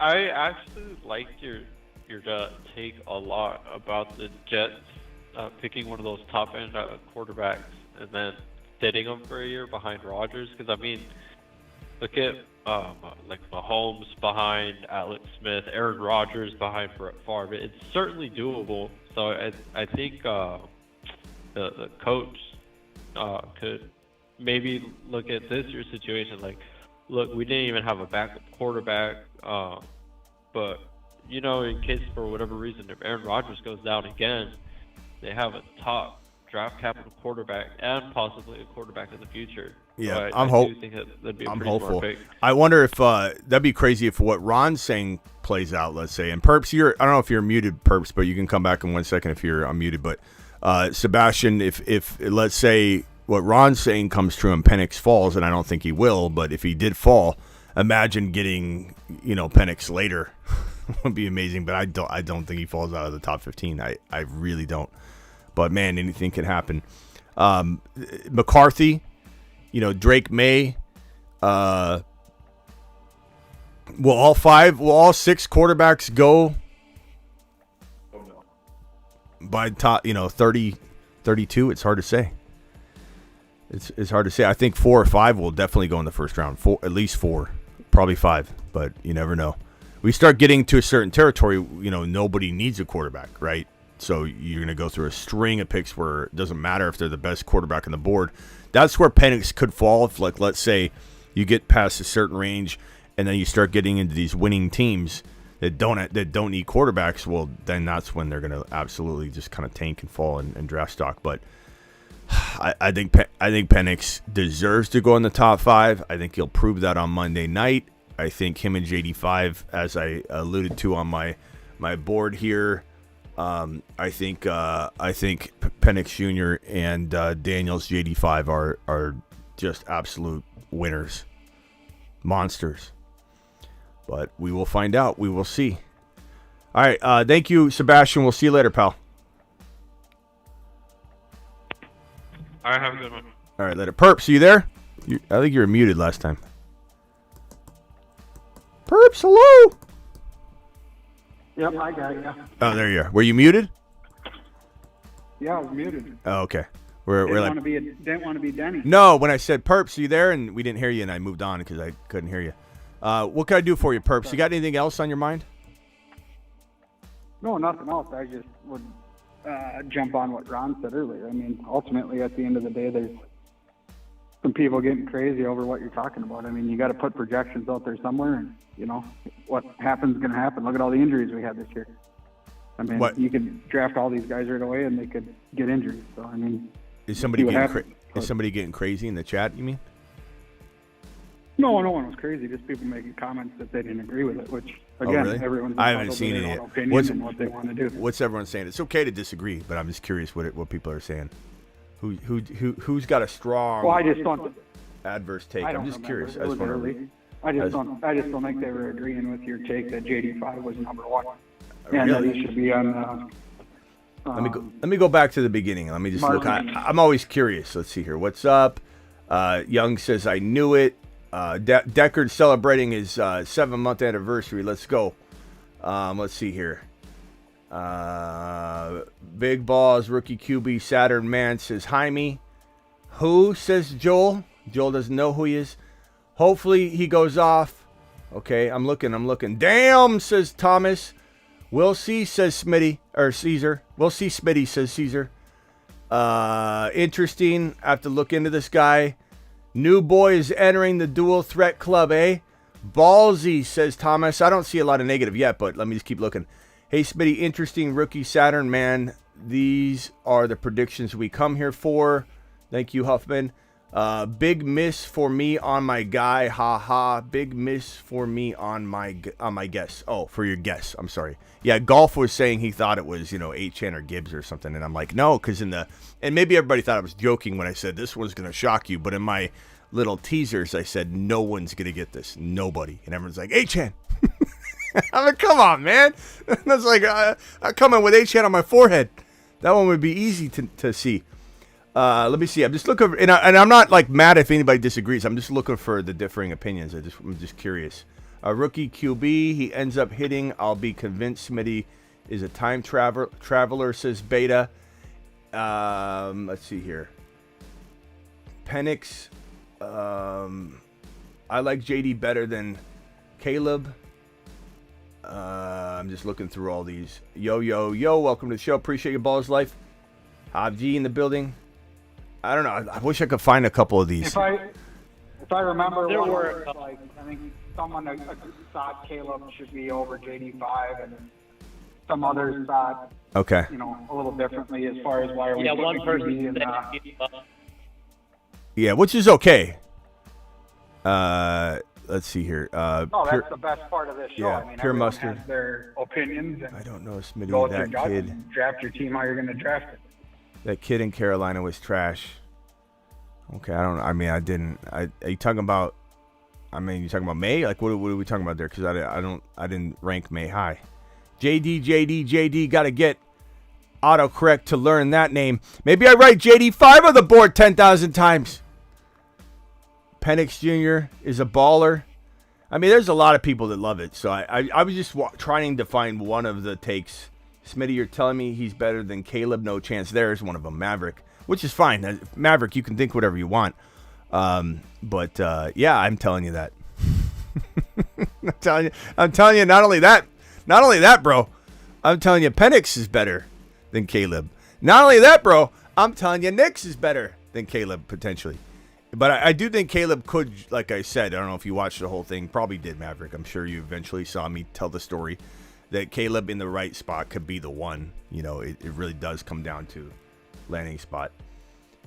Jaime says Caleb's the 5th QB for him. Jags need to draft a QB, says 100%. I don't think so, but I mean, look, hey, T-Law needs to get his crap together. He needs to get that. He needs to put the milk project aside and focus on football for a while, and then we'll start selling Law Dog milk again, maybe. This man is a baller, says Great Scott. I like Drake, says Caesar. JD5 to Atlanta makes a lot of sense. JD5, you are a saint. Manny wants him in New Orleans. Let me see if I can find any other play. He's a playmaker. I don't know, probably not, says Huffman. I think Huffman is answering somebody else's question. I'm so glad we're back in the off season. Yeah, I guess I'm sure there are a couple people that don't like it, which is totally fine. I think at the end of the day, we're all going to be shocked on draft day like we always are, because we think we can predict what these teams are going to do, and when we try and use logic and things don't go as planned, it makes us scratch our head. I mean, keep in mind that Lamar Jackson's everybody's darling again, and not a single team wanted to trade for him. Not a single team. Not a single team even attempted to give up 2 measly first-round picks for who is now considered to be the front-runner MVP candidate, and not a single team wanted to take that gamble. And what was it? Arthur Blank in Atlanta said something negative about him, right? Like he didn't like the way he says something like it, and like the way he ran, or what was it? I forget what Arthur Blank said. It was stupidity. It just straight. We like Ritter. Well, clearly there's a lot of stupidity in Atlanta. I mean, they won't even play Bijan, and they hired a retard for a coach. So, we don't use that word. But yeah, I hear you. I hear you, bro. DeBalt, are you on the line? Was that DeBalt? Yes, sir. Was that DeBalt or was that Perps? Yeah. DeBalt, you're live. I got Perps on the phone. I got Ron Navy on the phone. What can we do, pal, for you? Hey, who's your quarterback? Who's your quarterback, pal? It's actually, I prefer purist quarterbacks. I'm one of those guys who like Tom Brady, Jordan Love, of course, biased with C.J. Stroud. I love a pocket passer, but okay. I understand with fantasy you want to have the scrambling quarterback. The problem with scrambling quarterbacks, and it happened with AR5, is they're more prone to injury. So you kind of take that gamble when you talk about JD5, Penix, Caleb, not really Bo Nix. He's more of a gunslinger. To me, the safest pick is Drake May. However, hold on. Why do you say that though? What about Drake May makes you like him? Because there's a lot of hype behind him. You're not alone. You're not alone, but like what?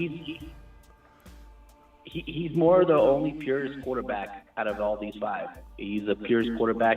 Yeah, did they scramble? Sure. They try to use him in RPOs. Yes, they do. But considering his non-injury history, considering they do use him more as a pocket passer. However, again, he's a sophomore. He's not going to be as polished as the other quarterbacks, and he plays for North Carolina. He doesn't play that upper echelon type of teams, like say JD5 for LSU or hence why I'm not enamored by him. And I know he had a better year in 2022 than he did 2023. Clearly, but that part concerns me. I mean, 24 touchdowns, 3,600 yards, wasn't like. Extra. Yeah, it's not box office. Of course not. I believe if he were to go, say, I prefer him to be with the Raiders. I would love to see him with the Raiders. They would have to wait a little bit for him to develop, or no matter where he goes. I believe if you want a true plug and play, JD5 is your best option. I think JD5 is going to be he's more explosive. so insane, bro. He's a showtime. He's a showstopper. He's played the upper echelon type of teams. I believe that's huge. That's why I was. Go ahead. Yeah. Dare I say, I think he's a better thrower than May. I think he's a better pocket passer than May.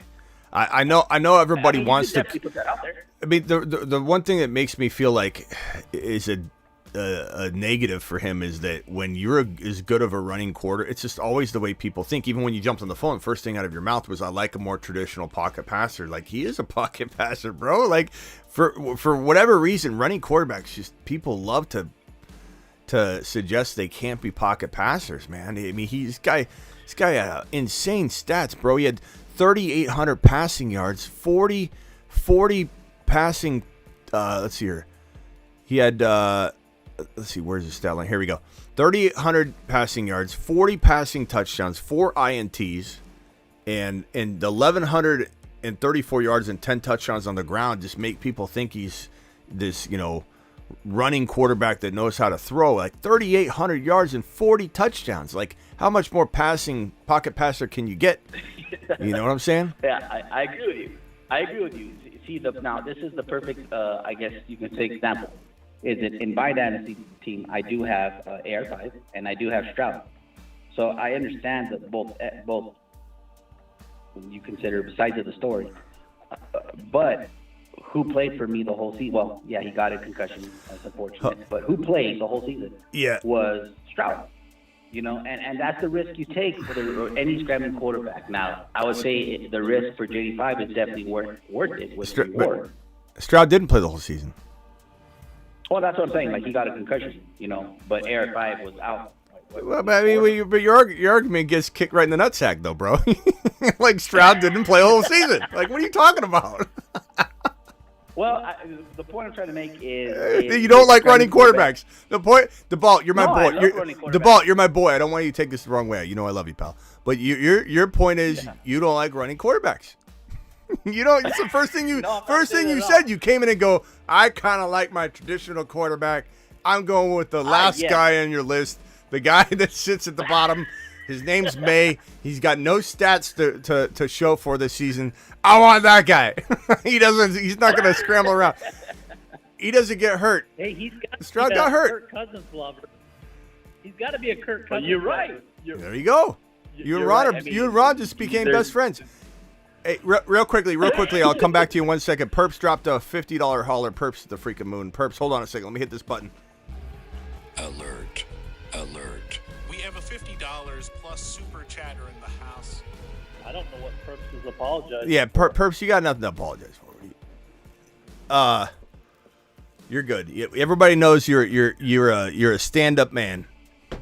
You're the man, Perps. Okay, the ball, Perps, do you like? That's right. You were saying you didn't know much about these rookie QBs. Who do you think? Where do you think, Perps? Let's swing this over to Stroud real quick. Where do you put Stroud, Perps, in your top 10 quarterbacks for 2024? So we'll swing this into was a rookie, now a sophomore. Where's he ranking for you? I'm just curious where he is on the average person's board. Like, is Stroud, is he outside your top 6, 7? Are you wait and see on him, or is he solidified for you? He gets Tank Dell back next year. He's going to be a sophomore. Offense is going to. They even got a first rounder that they got. I think it's picked 30-ish. It'll be picked 30-ish. It's from Cleveland. Where do you put Stroud?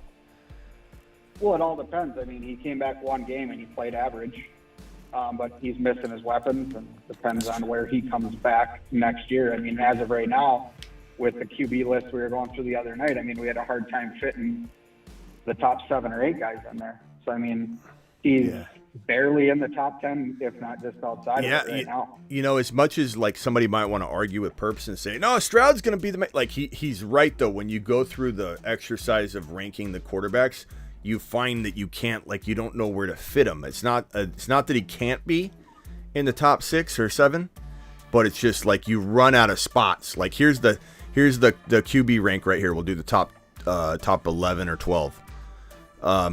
Where would you? Who's number one? We'll put Hurts or Allen. Doesn't really matter, I guess. So Hurts and Allen in terms of fantasy. These are the top 2 QBs. Who's QB 3 for everybody? Let's go around the phone line. Ron, who's your QB 3? 2024. 2024 QB 3.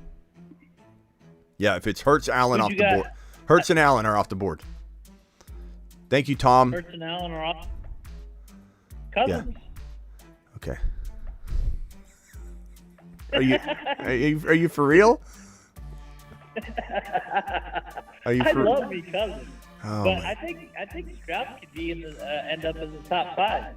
Yeah, I know. I know you're going to defend that, but this is kind of the point. Okay, so Mahomes, Lamar, AR5, Burrow. Who are we going with, DeBalt? Give me your ranking. We'll consider Ron's. Ron's going to get a little lesser weighted vote. He's going to come in. He just wants to defend the man that's down, which I appreciate about Ron. But he's not going to get a full vote. Kirk Cousins, number 3. Kirk Cousins. I love it. DeBalt, give me your QB 3. Mahomes, Burrow, AR. Yeah. I'm gonna have to go Mahomes, especially if they give him an actual wide receiver 1. They say let's go after Higgins. They pay him. Now I already know without Ron. a doubt, Mahomes. Ron's about to press the button and talk again. Like if he had a walkie-talkie, we would have heard. Ron's gonna say, "Look, Mahomes looks like garbage right now." I 100% know and realize that things got to get fixed, but I'm pretty sure Mahomes gets a hall pass on a season. I mean, I put Burrow ahead of Mahomes. Okay, so we'll put Burrow here at 4. Ron, I'll let you call pick 4. So Burrow 4, AR 5 would be, let's say 5. Is that crazy? Is that within reason? Like if we're just trying to do an exercise here. Lamar, would Lamar be next? Lamar AR 5, vice versa. I mean, you could swap them. I think you look that, or you got to throw Fields up there too. Okay, so we got Fields, we've got Herbert. And assuming Herbert gets a receiver or they do something nice there, you got Fields, Herbert, Stroud, Kyler, Dak. Love.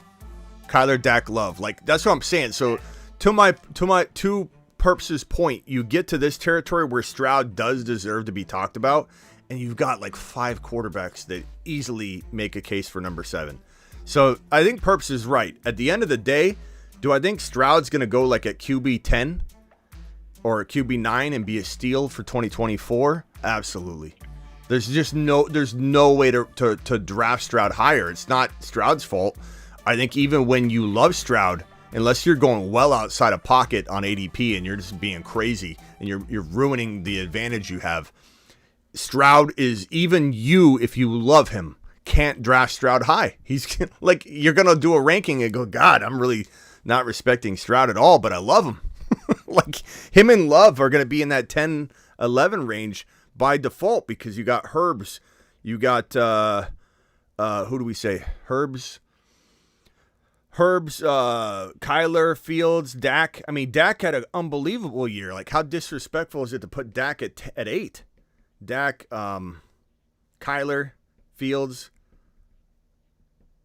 I mean, we're if you put Kyler, Fields, and Dak and Herbert in the top 10, that means that Stroud is number 11 and Love is number 12. I'm not saying that's my exact order, but like, damn, that's crazy. And Fields at 10 is crazy if he lands in the right spot. You know, Fields could replace Herbert. Herbert could go 10. Fields could go 7. Dak could go 10. Fields could go 8. Kyler could go 12. And Stroud could go 9. Like, the point is, I think once you get past Lamar, QB 7 on down to 12 is a blender. A blender. So the question is, could one of these rookie QBs, and I believe the answer is yes, could JD 5 climb all the way to 7 or 8 as a rookie in the right spot? I think yes. Could Penix climb all the way to 7 or 8 or 9 as a rookie like AR5 did or like Stroud kind of did? And Stroud, if he didn't get hurt, Stroud would, even though DeBalt didn't think he got hurt, if Stroud didn't get hurt and go missing, he could have been 7, 8, 9, I think, across the board for people on the way out the season. If Tank Dell didn't get injured and Stroud didn't get hurt, he would have probably been playing like QB 7, 8. So JD5, it'll be so interesting where JD5 and Penix go, and where they go will determine whether top 7, top 8 rookie QB play is possible, or top 7 to 8 QB play is possible. Hang tight real quick, guys. Let me get these super chats answered. Tom dropped one a while ago. What? Again. What? So much disrespect for Cousins again. Oh, yeah, forgot Cousins for Ron. I mean, coming off an Achilles tear, Ron. How can we put him above Love, Field, Stroud? Quarterback 9, quarterback 2, quarterback 4, quarterback 10, quarterback 6. 6 out of the 8 weeks that he played before his injury, he was in top 10. I know, but he was 9, 2, 4, okay, 10, let's take a vote on. Let's take a vote in the chat. Does anybody think Cousins? Because he's coming off a Achilles. Where's A-Rod? Where's A-Rod? I don't have A-Rod in here either. They're coming off Achilles tears. I don't have A-Rod in here. How do you do that? Herbert. How do you put Herbert ahead of him? Just by name recognition? He's coming off an Achilles tear. Cousins had a better year.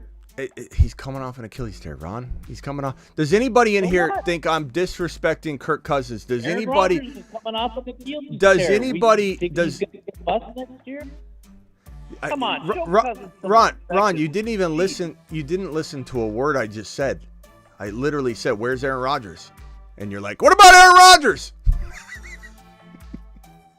Do you see Aaron? You just mentioned the Achilles tear, but you're okay with him coming off his injury. You think he's going to have a decent year. So what's wrong? Why is Cousin getting all this heat? Ron, where's Aaron Rodgers? Where's Aaron Rodgers? Do you see Aaron Rodgers on the board? No. Okay, so how are you determining? How are you determining whether I think Cousins is going to have a bad year? If you just said I think that Rodgers is going to have a good year, and he's not on my board, I still think they could both have good years. Does anybody in the chat think that Cousins needs to be inserted in here somewhere, and where? Like, is it extremely disrespectful to Cousins? Not saying, and Ron, I'm not saying Cousins can't be 7, 8, 9 as well. Like, I'll put him on here. He deserves to be mentioned, sure. But I don't think it's crazy. I don't. Year of his career this year. I mean, we say it. Look, Purdy's needs to be on here too. He was top 10 quarterback 6 out of the 9 weeks he played until his injury. Yeah, and we spitballed this list too, Ron. I mean, you were here. You didn't name them. We were going through it. Oh, you did say 3. You said 3. Never mind. You put them in 3. And then my vote didn't count, remember? I forgot. And then you guys gave me half. Well, because I thought you were joking. At 3, Cousins 3 coming off an Achilles tear? I had to get him in there somewhere because he gets no respect. Purdy does need to be in this convo too. Cousins needs to be in this convo too. Stroud and Love need to be. They're all very close. This is blender territory, is what I'm trying. Is my point. My point's proven exactly. You know, you can put Aaron Rodgers at the bottom of this. Okay. Do I think Cousins has probably got a better shot? We don't even know where Cousins is going. Like, if he goes to a different system, Ron, there's a very, very real possibility if Cousins went to another location, he could bust. You know, like he's in a great spot in Minnesota. If he goes back to Minnesota, I think your argument of 8 to 12 is very valid. If he went somewhere like Washington or somewhere where he doesn't get to play in the same system with JJ, he could absolutely just fall apart. I mean, I don't think it's crazy at all. I would not rank Cousins in my top 12. But that doesn't mean he couldn't be an amazing value. It's just, I don't know where he's going to be. I have no idea where he's going to be. No one does. So many good options. That's the point. Anyway, that's the point of this exercise, was to say that Perps is right. Where's Stroud go? The answer is, who the hell knows? Like, Stroud could go 7. Cousins could go 7. I know Ron wants him 3, but I think the chat would definitely agree he's not 3. But there are some people that said, 8, 9, 10 is a good spot for Cousins. Definitely could be. He's top 10. What if he goes to New England, like Matt O says? Then where do you have him? What happens if JD5 goes to New England, and New England still has a chance to get the number 2 seed in the draft overall, depending on what happens this weekend? They can jump up over the Commanders. What happens? Do you like JD5 going to New England? I love Ron. I love Ron because you'll grab an argument that's not even in play. Like, is JD 5 on this board? You know what I mean? Like, how we talking about? Of course, not knowing where JD5 is one reason why I said if JD5 goes to the right spot, he could be 7, 8, 9. So I am exactly factoring what you're talking about. If he goes to New England, I'm not happy. So I didn't write JD5 in here. What I'm saying is caveat, Right. JD5 goes here, here, or here if he goes to a great location. Cousins goes maybe 8, 9, 10, 11, 12. In that big range, if he goes back to Minnesota, that's respectable. To say Cousins is QB 8 amongst these monsters, AR5, Lamar, Burrow, Mahomes, could all be between 5 or 10 points of each other, that's totally respectable. But if Kirk Cousins goes to a different team, he's not even close to my top 10. Just because I don't know what he's going to do. How's the offense going to, is it going to even be a potent system? We have no clue. And he is looking elsewhere. Well, of course, he's going for the bag. Yeah. Anyway. But Ron. he got it several times. Yeah. Especially when he left from Washington to Minnesota. So, but if he goes somewhere like Atlanta, you don't think he can still do the same thing in Atlanta? I know. Of course he can with London. Not what he's doing. That system in Minnesota is like, that's a 5,000 yard system. Like, you know, it's a totally different.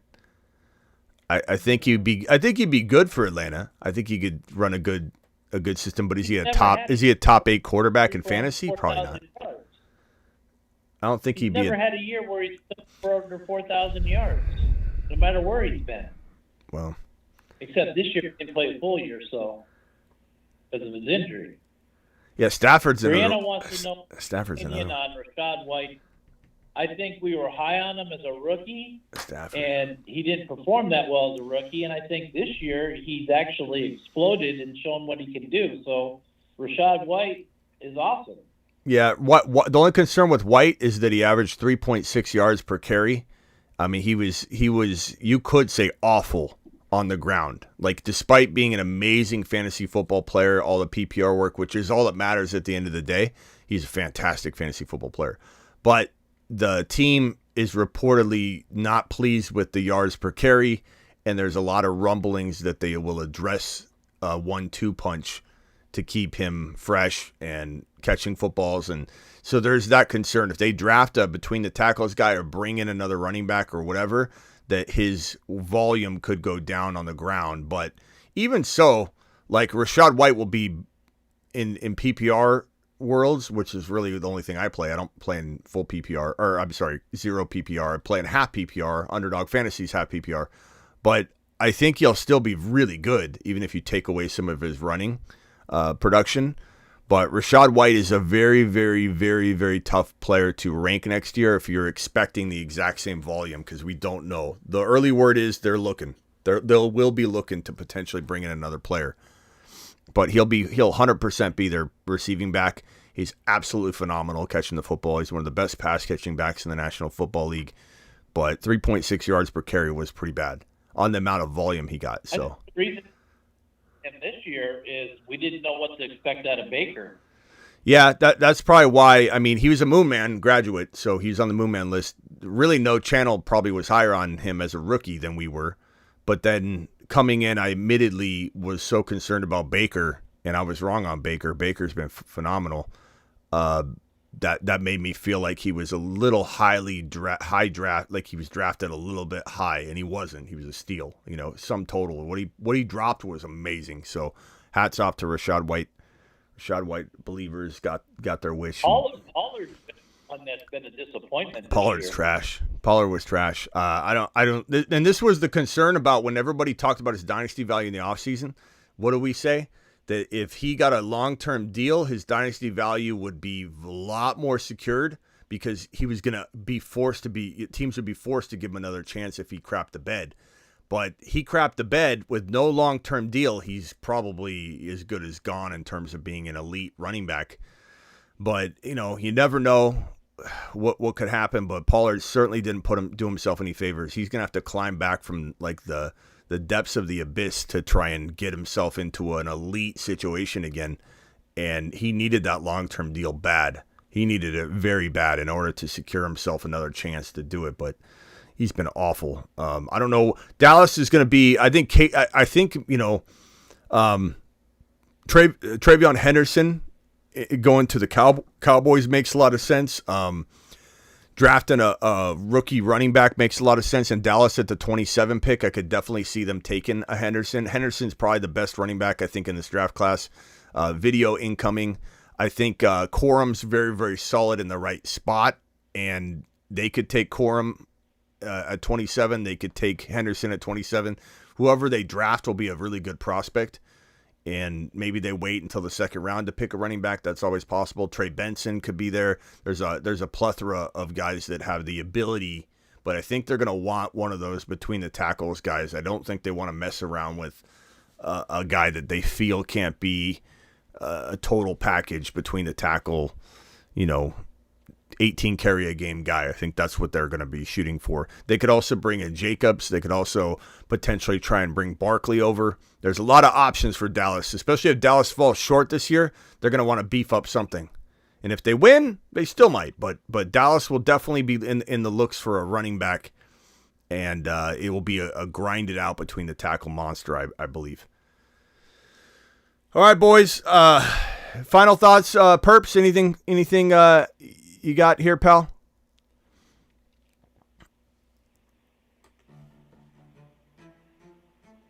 Perps, I think you're on mute again. That's all I got. Oh, yeah, Perps. No, that's all I got. It's good content as always. I mean.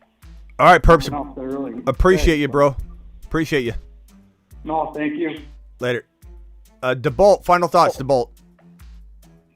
I think this is a great year for the QBs. This is a stream I've been waiting for. I think it's going to be a great discussion. A lot of changes this year. A lot of changes. Just get ready. Yes, sir. I appreciate you, bro. Later. Thank you. All right, Ron Navy, final thoughts. Yeah, it's wonderful how people like in the chat just don't listen to what you say. I never said I hated Penix. I said he's got great talent. I love his talent. I'm just concerned with his previous injuries. That's all I said. I didn't say I hated the guy. I actually said that I loved his talent. He did say a couple times he's very talented. Yeah, I did. So, DJ, you're sitting there saying I hate somebody. I don't. And I just love the hate in the chat toward me, especially Blair Walker coming in here. It happens. All that, but it's all good. You guys can keep hating. That's all fine. But I will always defend Kirk Cousins. I know you will. I know you will. All right, Ron, appreciate you. Later, bro. Later. G Money with a $20 hauler. Then I got to get Tom's 2 super chats and Blair Walker. Tom and Blair, are you still here? I'm sorry about the delay. G Money $20 hauler. Alert. Super chat alert.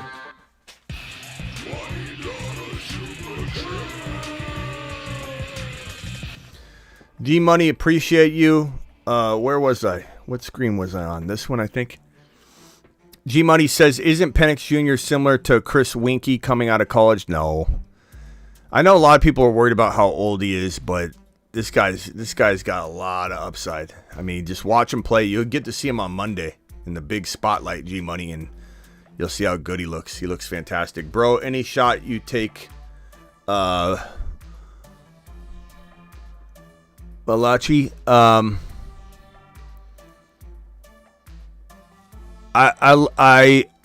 get back to you on this one, bro. I got a lot of content coming. Hang tight on all the rookie stuff, bro. Appreciate you. Blair, the rookie content's coming. You'd know about this, Smitty. Do you think Penix is too soft for the NFL? No. Absolutely not. Or you wouldn't have heard me just singing his praises for about 15 minutes straight of being my number 2 quarterback. I wouldn't miss that he's soft in my analysis, you know what I mean? Like, I've literally watched this guy tons of film, hours and hours, rewatching it. Guy's freaking phenomenal. 2 straight years, no injuries. I know the ACL injuries are a concern, but the guy's over all that. It's 2 years in the rear view. Obviously, the medical stuff is a concern, but it's not going to be something I think that holds anybody back. Just watch him on Monday night and make a judgment about him then. Everybody watch the Monday Night National Championship game. Michigan versus Penix, baby. It's going to be unbelievable. Take that Penix out of your mouth, boy. My league mates don't know about him, and I'm trying to keep it that way, says Tom. Tom, thank you for your super chats, my boy. Are you still here? Hopefully you're still here. I'm sorry about the delay on that, Tom. Tom to the moon. Hob G with a $5 hauler. Braylon Allen to the Cowboys. That would also be another one. Get ready for the rookie content, bro. I'm not gonna spill the beans on any of the other rookies because I want it to be kind of a surprise as we roll everything out. Appreciate every single one of you. Everybody that's in the chat, appreciate you. It didn't Winky art. So if you're talking about Chris Winky from a positive, I guess. But I just, I thought you meant from like a busting perspective, G Money. But I mean, I don't know. I think there's been nobody like Penix for a while. He's very, very, very dynamic. But there's been nobody like JD5 for some time. 1,100 yard rusher, 10 touchdowns, 3,800 yards, and 40 touchdowns, 4 INTs, 3 or 4 INTs. I think it was 4. G Money, appreciate you. Thank you for the super chat. Thank you all for being here. Did what's his name? Tom? Was Tom still here? Blair, appreciate you, Blair. I'm sorry about the delay, Blair. And did what's his face? Did Tom get my message? Tom, I hope you're still here, pal. I'm sorry about the delay, Tom. Tom to the moon. All right, I'll see you guys all later. Appreciate every single one of you. Underdog Fantasy promo code Smitty. Get your underdog on. They'll double your first deposit up to $100. Thank you all. Appreciate you. Go get lammed. Go get lammed. I give you JD5. Jaden Daniels, Saturn Man Extraordinaire, Saturn Man number 3. The Saturn Man. One small step for man, one giant leap for Saturn.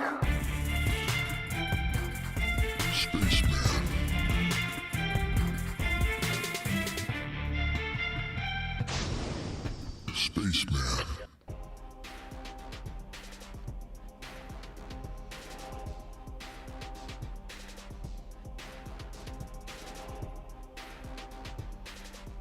Tom, appreciate your super chats. I'm sorry for the delay. Hopefully Tom's still here.